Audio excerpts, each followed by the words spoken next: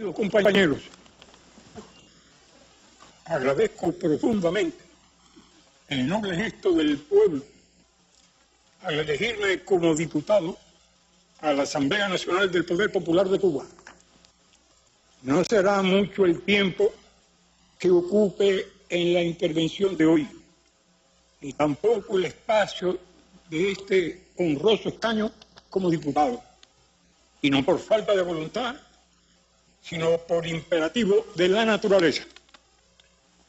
Jamás pensé que mi existencia se prolongara tanto y que el enemigo fuera suficientemente torpe en su odioso oficio de eliminar adversarios decididos a luchar.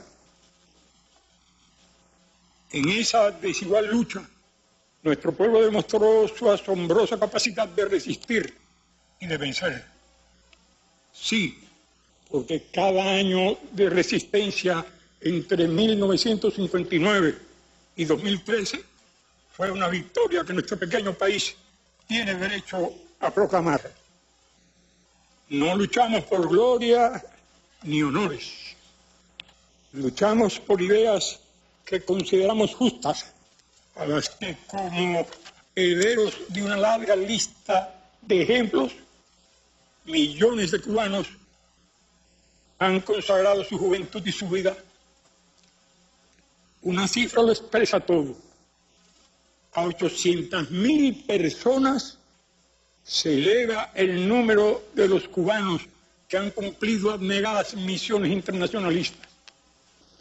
Si al triunfo de la revolución en el año 1959 no llegábamos a 7 millones de habitantes, se puede medir el significado de tales esfuerzos. Esto, sin embargo, no lo expresa todo. En octubre de 1962, la nación estuvo a punto de convertirse en campo de batalla nuclear. Un año y medio antes, en abril de 1961, una expedición mercenaria entrenada, armada y escoltada por la Marina de Estados Unidos, desembarcó en Bahía de Cochinos y estuvo a punto de provocar una sangrienta guerra que habría costado a los invasores norteamericanos cientos de miles de vidas. Lo afirmo sin exageración. Y a nuestro país, destrucción y pérdidas humanas realmente incalculables. Poseíamos entonces alrededor de 400.000 armas y sabíamos cómo usarlas. En menos de 72 horas, el fulminante contraataque revolucionario evitó aquella tragedia, tanto a Cuba como al pueblo de Estados Unidos.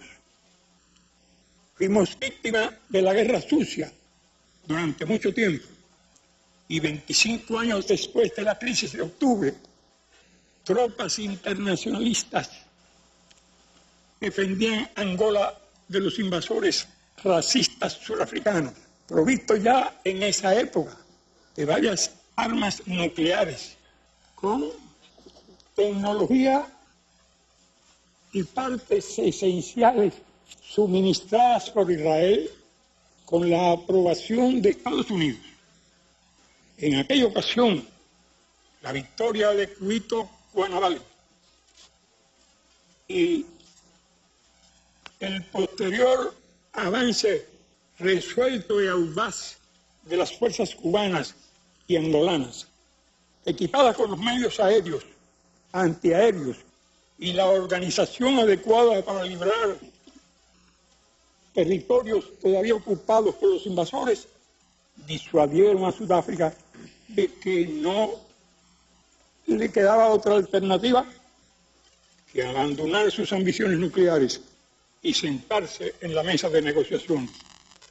El odioso sistema racista dejó de existir. Entre todos hemos llevado a cabo la modesta proeza de una revolución profunda que, partiendo de cero, nuestro pueblo fue capaz de realizar. A los primeros núcleos revolucionarios se fueron sumando otros. Nos unía el deseo de luchar y el dolor por la tragedia del país ante el golpe brutal, mientras unos tenían esperanzas en un futuro al que veían todavía muy lejano, otros meditábamos ya en la necesidad de dar un salto en la historia. Entre el golpe de Estado del 10 de marzo de 1962 y el 1 de enero de 1959 transcurrieron solo 6 años y 296 días. Por primera vez en nuestra patria, el poder había quedado totalmente en manos del pueblo. La batalla comenzó entonces contra la ignorancia política y los principios antisocialistas que el imperio y la burguesía habían sembrado en nuestro país. La lucha de clases desatada a pocas millas de la sede del imperio fue la escuela política más eficiente que ha tenido nunca un país. Hablo de una escuela que abrió sus puertas hace más de 50 años. Hombres y mujeres, desde los pioneros hasta las personas que posean muchos más años, hemos sido alumnos de esa escuela. Sin embargo, la gran batalla que, de acuerdo a lo que me contaba Raúl hace unos días, se impone en la necesidad de una lucha enérgica y sin tregua contra los malos hábitos y los errores que en las más diversas esferas cometen diariamente muchos ciudadanos, incluso militantes. La humanidad ha entrado en una etapa única de su historia. Los últimos decenios no guardan relación alguna con los miles de siglos que la precedieron. En el año 2011, la población mundial arribó a 7.000 millones de habitantes, lo que constituye una cifra alarmante. En solo 2 siglos, la población del mundo se multiplicó por 7, alcanzando un ritmo de necesidades alimentarias vitales que la ciencia, la tecnología y los recursos naturales del planeta están muy lejos de lograr. Pueden hacerse decenas de cálculos. Hablar de Marcos o del Arca de Noé.